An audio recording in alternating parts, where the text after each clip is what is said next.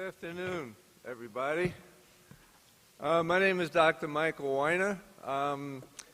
Since 1999, I've worked with behavioral health of the Palm Beaches right here in West Palm Beach. We have several treatment programs around the area. Starting in 1999, I've been the Director for Education, Assessment, and Research. From about 2009 to, just a couple of months ago, I was director of one of our programs called Seaside Palm Beach. We have a booth out there. And whether you want to learn more about behavioral health or not, I really think you ought to visit our booth because we got these tremendously cool pens here that light up. And I guarantee you we have the best pens anywhere. And you also get to meet Randy and Kerry, and they're kind of nice people. Ken, I got to tell you, I grew up in the 1960s, and a bowl party meant something different back then. Those two, forget it. About a week ago, we had a conference call. And it was really an interesting conference call because a couple of things came up which, some topics come up periodically which just get to me. I could feel the hair kind of raise on the back of my neck. And, one of those things, and I forgot who the person was who might have mentioned it, but somebody said something about a judge mandating a person go to treatment. I mean, a judge might say to a person, I'm mandating that you go to inpatient treatment for 30 days, 90 days, 6 months. Addiction is a disease. You don't have the legal profession making recommendations about a disease.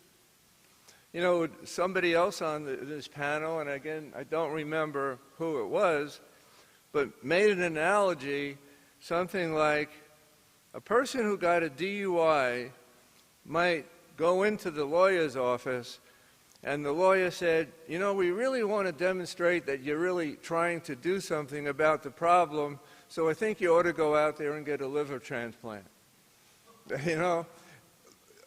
Judges do not make medical decisions.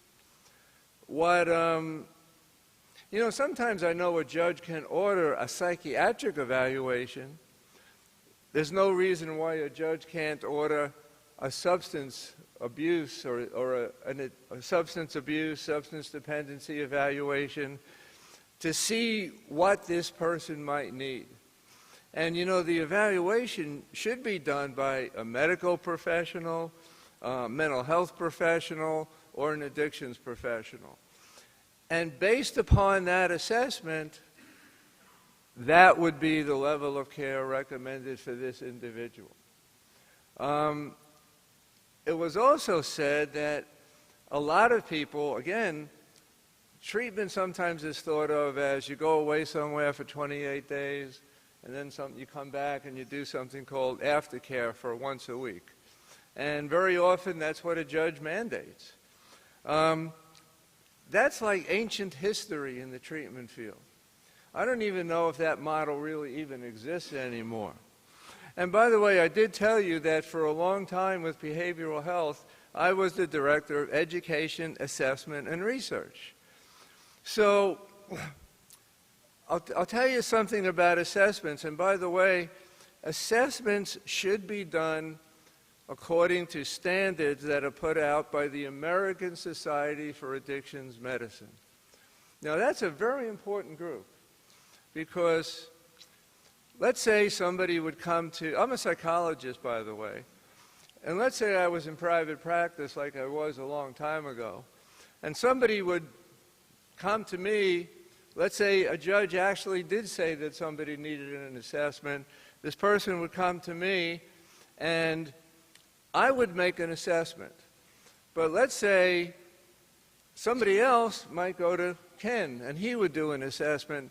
The whole idea of ASAM patient placement criteria is that I would make my assessment based on the same criteria that Ken would make his assessment.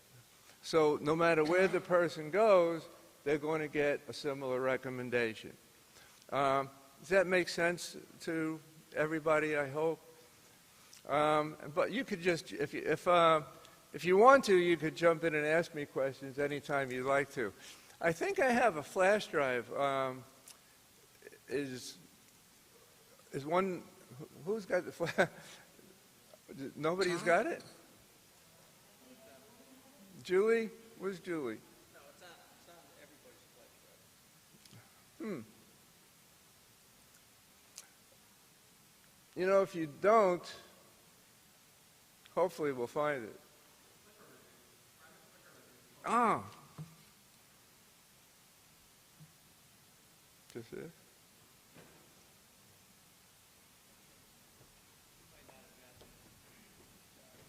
One, I think.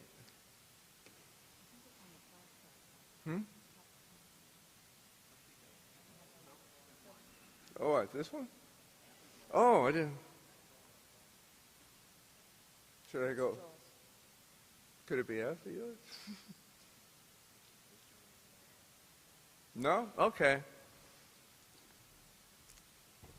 Oh, I'm sorry, bear with me. But let me tell you what happens when a person does go for an assessment with an addictions professional. There are actually 6 criteria that the American Society for Addictions Medicine states they shall be, that you should go about, that you should look at to determine the level of care. And I'm sorry, the flash drive obviously didn't get here, so maybe you could just write down a few simple things. It's not very difficult. The first thing you look for is, does this person need detox? ASAM calls it withdrawal potential.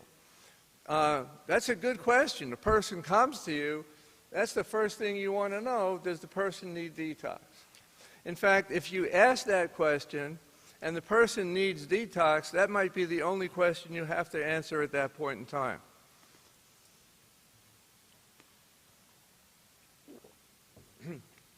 Following that, you want to know what biochemical issues does this person might have? What medical issues does the person... There we go. Okay.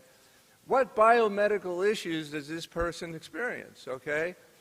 Does the person have pancreatitis? Does the person have high blood pressure? Does the person have high blood sugar? Does the person have liver difficulties? All of those biomedical issues are influenced by substance use. I can't tell you the number of people who walk into treatment with our organization who have high blood pressure, and sometimes later they walk out and they no longer have high blood pressure. Because a lot of them just don't know that when you drink a lot, it raises your blood pressure. Same thing with blood sugar.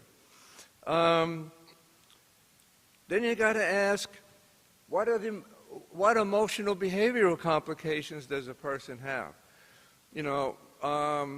By the way, a very important biomedical complication, does this person have chronic pain? You really need to know that if you're going to treat the person. Emotional behavioral complications, are you dealing with a borderline personality issue? Does the person have trauma that they've never dealt with? These are issues that come up all the time. You ask, what's the person's relapse potential? Well, if you're dealing with a 30-year-old man who's been using alcohol, cocaine, opiates, and God knows what else for 15 years, has had 2 prior treatment experiences, and has a whole history of relapse, relapse potential is going to be high. How resistant are they to treatment? Well, you might say if a person, there are some people around who say, yeah, I really need to go to treatment. Other people couldn't be more resistant. That makes a difference into the level of care you're going to provide that person. And what's the recovery environment the person is going to be involved in? If the person does partial hospitalization or outpatient care, are they going to be in an environment where people are using a lot of drugs? Or are they going to be in an environment that is extremely supportive? And by the way, if they are doing outpatient care, their work environment becomes incredibly important. So, and also, when people leave, let's say Seaside, that was the one that I was most involved in, they're going to need a doctor when they get out. And I look for doctors who are either members of ASAM or board-certified addictionologists. They're certified by the American Board of Addictions Medicine. It's kind of like the same as being board-certified in cardiology. I think that's pretty darn important. So basically, what I'm saying is, judges shouldn't mandate. And there's lots of different treatment options available to people. You can go to the next. Okay.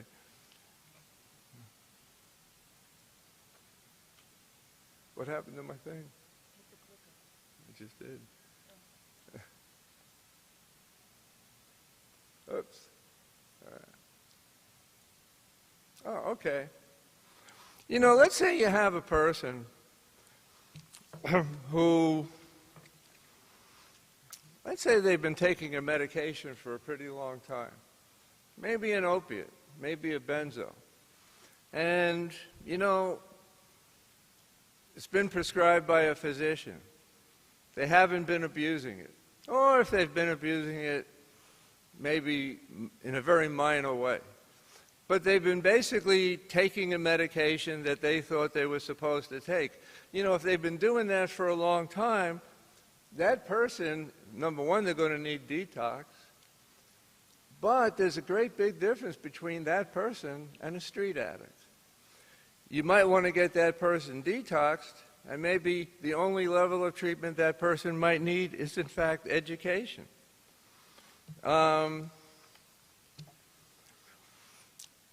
Let's say you have a person who has a lot of motivations for treatment. Maybe they've had some history of recovery in the past, and they've demonstrated that they could stay in recovery for a couple of years at a time, but they've relapsed. Well, maybe they need outpatient. Perhaps if they can't demonstrate they can't make it an outpatient, well, maybe they need residential. Maybe they can do partial hospitalization where they spend a whole day at a treatment center but stay at home at night. Inpatient has come to mean that that's more of a hospital setting. If a person has major medical issues related to their addiction, like pancreatitis is among the worst, they might need to be in a hospital setting, and that would be